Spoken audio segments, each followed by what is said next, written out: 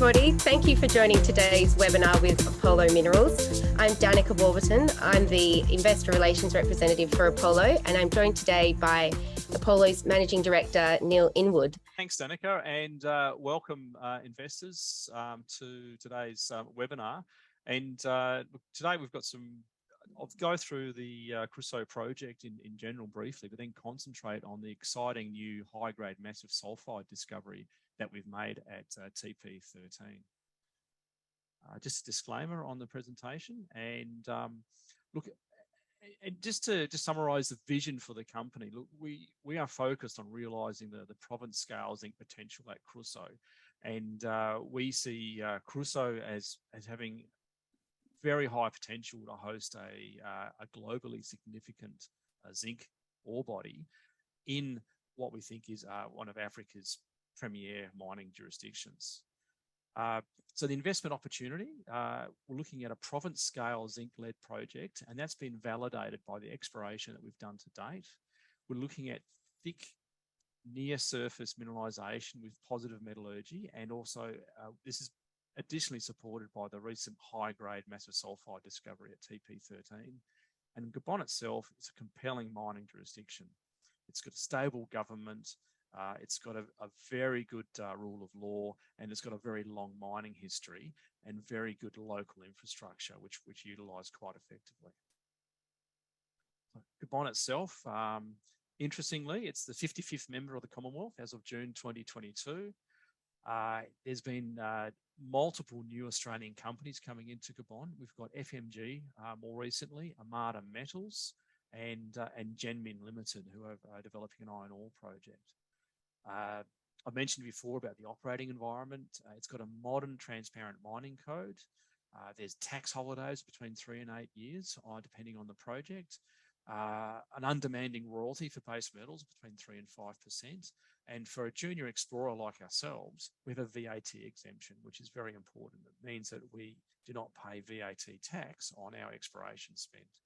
And the mining and oil and gas sector, it's proven it's the world's #2 producer of high-grade manganese, and that's through Comilog. And this project has been going since the 1960s. There's a large oil and gas industry in the country as well. And you've got major companies in Gabon like Comilog, Eramet, and Nouveau Gabon Mining, and also Fortescue Mining, our metals group, have just come in recently looking at a large-scale iron ore project. And infrastructure-wise, one of the largest mineral ports in Africa, great site access with the sealed road, an extensive rail network as well, and also an abundant hydropower. Gabon's aiming to have 75% hydroelectricity by 2025. So now onto the Kroussou project. So recently we announced an expansion of the tenement holding. So previously we had 80 kilometres of prospective trend. Now we're looking at 135 kilometres of trend. We've got 24 defined prospects, and we've only drilled 5 of these to date. And all of those prospects are mineralised. We're seeing 3 target styles. There's the embayment target style, which has been the focus of most of the work up to now. There's a classic Mississippi Valley style, or MVT, and that's on the yellow Cretaceous units to the west. And there's a structural style.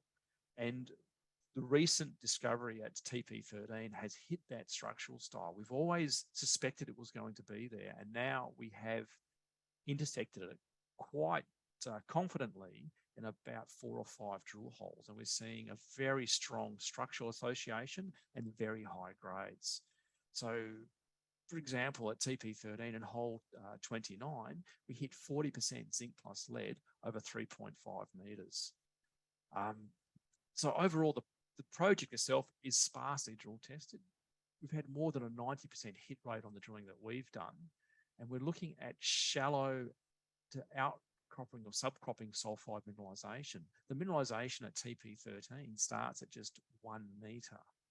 There's a shallow sediment of overburden, and beneath that we're coming into fresh sulfides. And as I mentioned before, we haven't even touched on the MVT style of mineralisation in the Cretaceous to the west. And additionally, there's some initial metallurgical test work that's been quite promising. So when I talk about the multiple target styles, and this leads into the new discovery at TP13, this section here shows a schematic of what we're looking at. Traditionally, we've been targeting, oops, Daisy, I'm trying to use the pen. Let's try that again. Here we go. Traditionally, we've been targeting the embayment style of mineralization, which is over on the east. And here we're looking at shallow mineralization, average depth of probably 20 meters, from 11 to 22 meters. And we've always interpreted there's been a structural style of mineralization, and which would be sitting in this region through here. And that structural style of mineralization, which we've now hit in TP13, we're seeing massive sulfides. We're also seeing a barite cap association. So the massive sulfides are conceptually sitting in this position, and the barite, which is really important, is near to the mineralization. So that gives us a targeting vector for going forward. And in this region here, for example, we hit 6 meters at 18%, and within that a broader or a shallow, thinner intercept of 3.5 meters at 40% mineralization. And then over to the west, we had that Mississippi Valley style of mineralization, which we to date haven't even tested. So the discovery at near Bacamba, high tenor mineralization associated with massive sulfides. So TP13 on Bacamba, and this is where the drilling was over here. So this drilling is 7 kilometers north of the drilling that we did at TP9 or Dakaki. And we're seeing at 7 meters, for example, massive sphalerite and galena. This is this rock over here. And the sphalerite is the yellowish material, and the galena is a silverish material. So we're seeing an increase in density, rock density as well. And the grade profile is just fantastic. I mentioned before, 3.5 meters at 40%. Down dip from this hole, we had 4 meters at 10%. And 120 meters to the north, we had 4 meters at 8.6%. So this is all in this region over here to the north. And we think there's a strong structural trend to this. We're seeing indications in our geophysics. And we've just finalized the geophysical survey, and we've got results coming through now. We're interpreting that. That gives us airborne EM imagery as well as mag imagery. And this imagery is supporting the interpretation that we think we're seeing in the drilling. And this has implications for the whole trend now at Crusoe, because that whole 135 kilometer trend is now open for this style of mineralization. On section, what are we seeing? So this is hole 29 and hole 20. So that's that great intercept here, 6 meters at 18%. This is what the core looks like. And then down dip, 55 meters down dip, we're seeing 4 meters at 10%. And we're seeing a continuation of that mineralization style going down a further another probably 40 meters down dip. But we're seeing a very similar structural style to those deep holes. So this structural style, we can track that across the holes. We're seeing this in about 5 or 6 holes.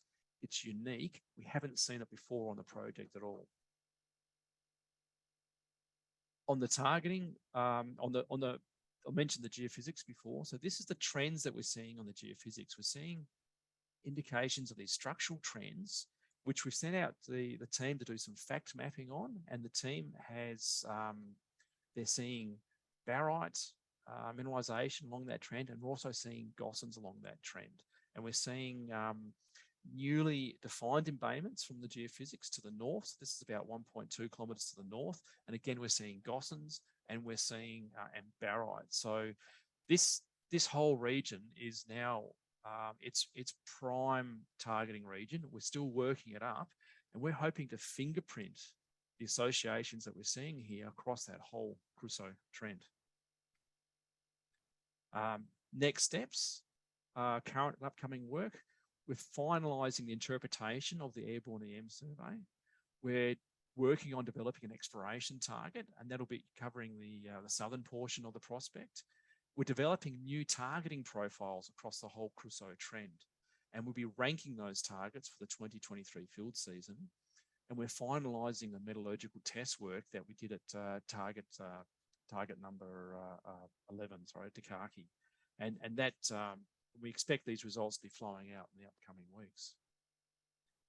And investment summary: we have a 100% ownership in all of the tenements at Cruso.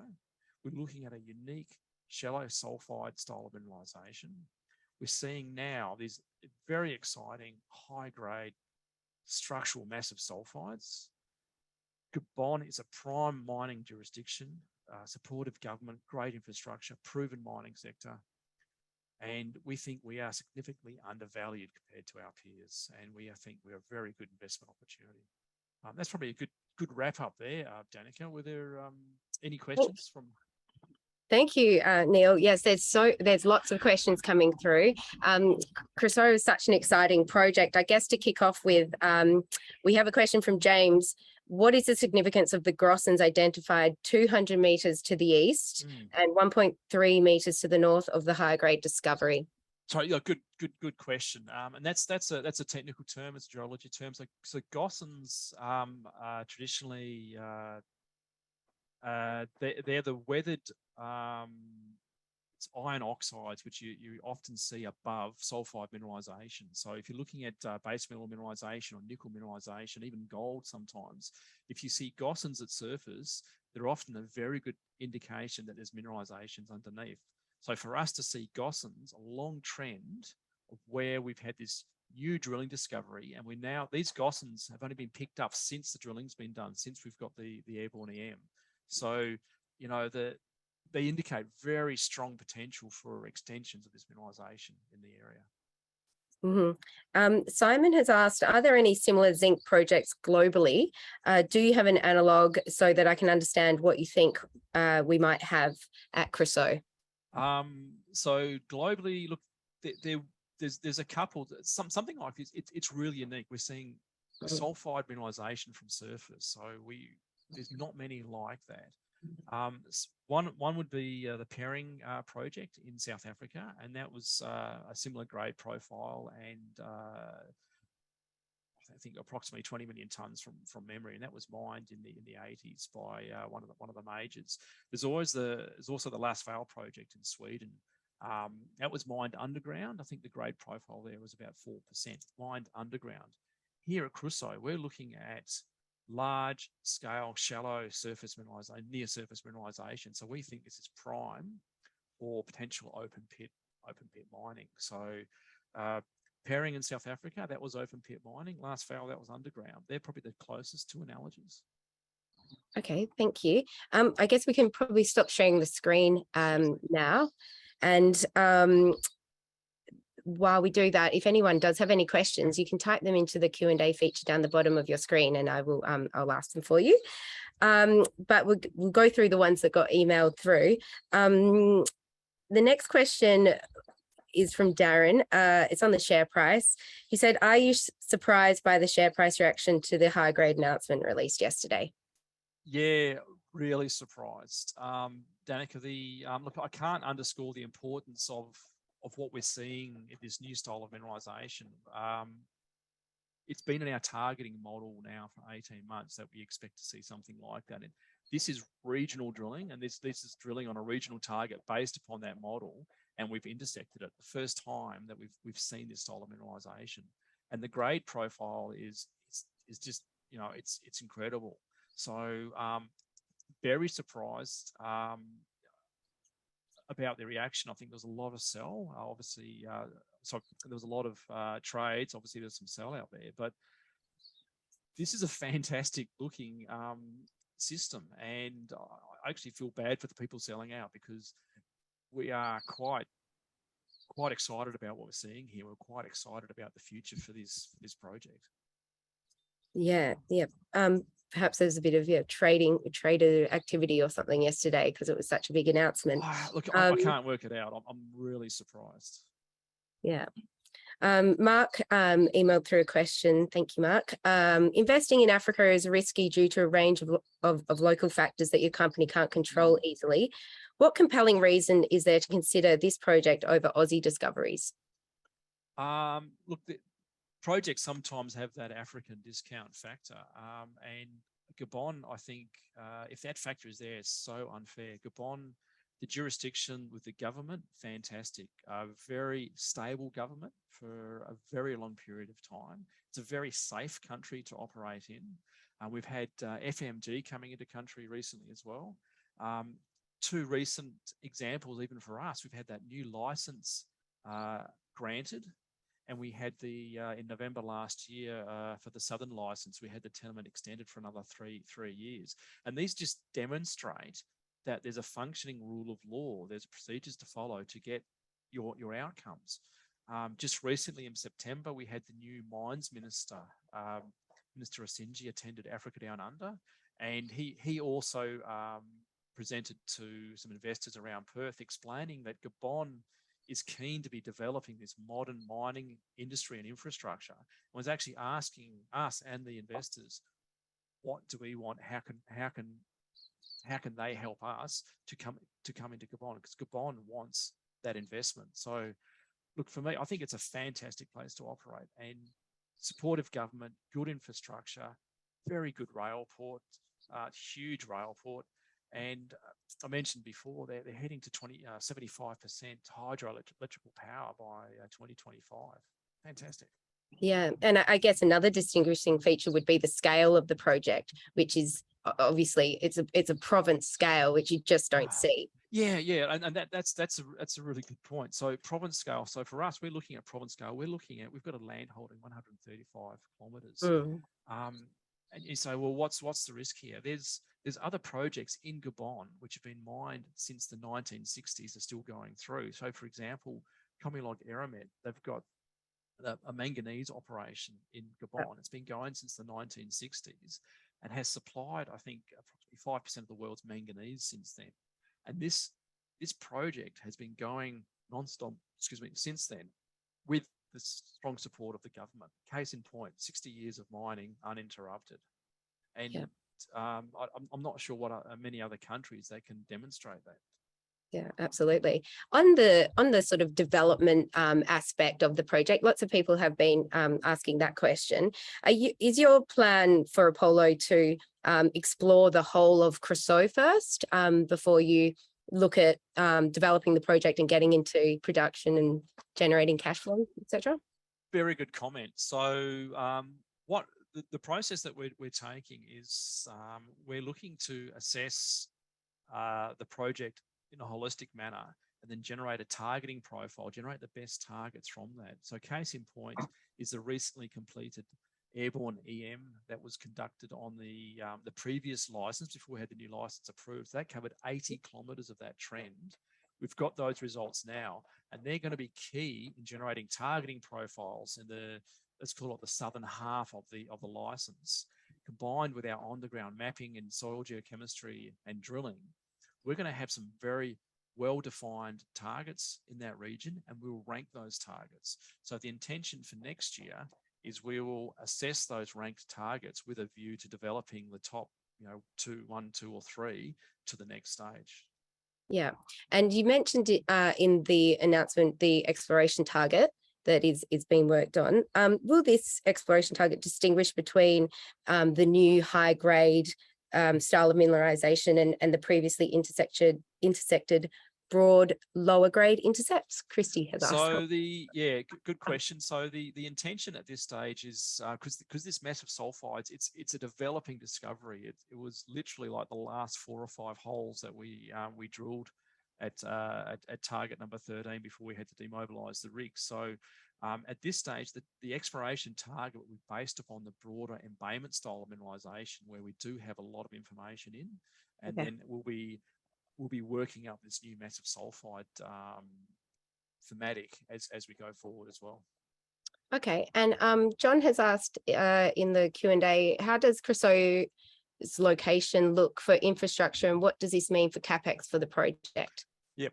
So infrastructure-wise, we're within about 230 kilometres of a rail siding. That's the Majoli rail siding, and that rail line goes directly to the minerals port in Libreville. From there's actually sealed road to within about 30 or 40 k's from the project, and that other road, then we're looking at high quality provincial dirt tracks, not too dissimilar to what we might get in the outback of some of the towns. So the infrastructure, the road infrastructure is actually quite good. And we're seeing on that same travel route, you're seeing thousands of tons per day of forestry products being trucked through there. So it has that capacity to carry that. So I think the road infrastructure is very good. We have several nearby towns to the project, but 15 k's away. So we also don't have a lot of people sitting right on where we think the key projects are. The villages and nearest towns are 10, 15 kilometres away, which is actually a good mix. And we've got the developing hydroelectrical power in the country as well, which potentially come into that mix. So look, infrastructure-wise, I think there's a lot of positive aspects here, and it's an undemanding infrastructure route for the project. Yes, and I think you have answered this, but it's asked in a slightly different way. Given the huge scale of the project, how are you and the team thinking about possible future development? You mentioned that sort of staged approach with the targets and... Yeah, 100%. So we are developing what we think are the best targets, and from this new discovery, there's going to be new target profiles generated. So the intention is for next year is we rank those targets. We want to keep on developing at TP13 because these sulfides, massive sulfides, they're open to the north and the south. We're seeing grossens nearby. So we're keen to get on there as quickly as possible. Unfortunately, the field season has finished now, coming into the wet season. But we want to get onto there early in the year as quickly as possible. Keep working that up. Expand TP13, and also we're quite convinced there'll be multiple repeats of this style of mineralisation because this is exactly our targeting profile for that whole system. What we're seeing now is exactly what we thought we should be seeing. Yeah, and so we want to find the best ones of those, develop those up into resources and studies moving forward. Okay, brilliant. So we're almost out of time. So I guess to wrap up, can you just summarize what investors can expect in the coming months or next year in 2023? Certainly. Yeah. So I might just share my screen again, Dannika. Perfect. Yeah. And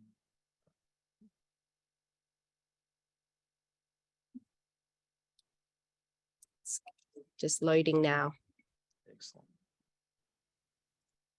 And there we go. Can you guys see that? We can. Looks good. So the next steps and current upcoming work program. So we've finished the airborne EM survey. So that interpretation is happening now, and we expect to get multiple quality targets out of this. We're working on the exploration target, and we have an intention to get to finalise that, get that out in the upcoming weeks.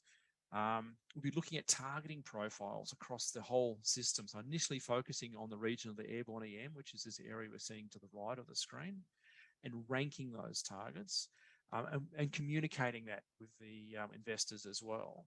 And then there'll be metallurgical test work coming out from TP11, which has been finalised. That'll be coming out in the upcoming weeks too. We're just waiting on final analysis from IMO. So multiple news points coming out in the upcoming weeks, and we're quite excited about the news flow that we'll be giving. Yeah, this is such an exciting project, and we can't wait to hear more as the discoveries continue to unfold. So thank you for your time today, everybody. The replay of this webinar will be available on the company's website in coming days, and for all of our overseas investors as well who perhaps couldn't join in this time zone. If you do have any further questions, you can contact Neil and myself using the email address on the bottom of the announcement, and we will get back to you individually. So thanks again, Neil. Great. Thanks, Dannika. Thank you, everybody.